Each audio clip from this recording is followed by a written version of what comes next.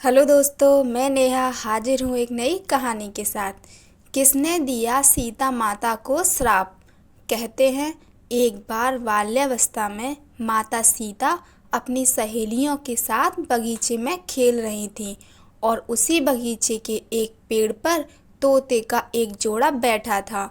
दोनों आपस में माता सीता और भगवान राम की बात कर रहे थे, जिसे सुन माता सीता का ध्यान उस तरफ आकर्षित हुआ। कन्या सीता उनकी बातों को ध्यान से सुनने लगी।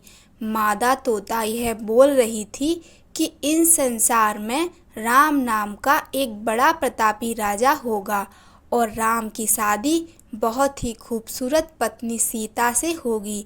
यह बात सुन सीता की उत्सुकता काफ़ी बढ़ गई, इसलिए कन्या सीता ने उन तोतों को पकड़वा लिया और सीता उनसे अपने और राम के बारे में पूछने लगी। उन्होंने तोते से पूछा कि तुम्हें ये सब कहाँ से पता चला। तब तोते ने कहा उन्होंने यह बात महर्षि वाल्मीकि के मुख से उनके आश्रम में शिष्यों को पढ़ाते वक्त सुना। सीता जी ने तोते से राम के बारे में और भी बात जानने की जिज्ञासा व्यक्त की और कहा कि तुम जिस सीता की बात कर रही हो वह जनक पुत्री सीता मैं ही हूँ। मैं चाहती हूँ कि तुम आज से मेरे साथ रहो, मेरी सहेली बनकर, और मेरे और राम के बारे में मुझे बताती रहो।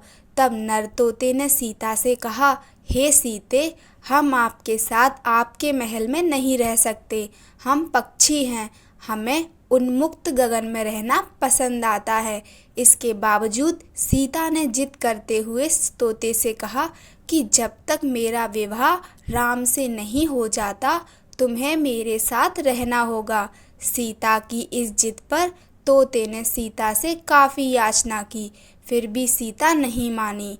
नर तोते को आज़ाद करते हुए कहा कि तुम खुशी खुशी जा सकते हो, लेकिन मादा तोता मेरे साथ रहेगी।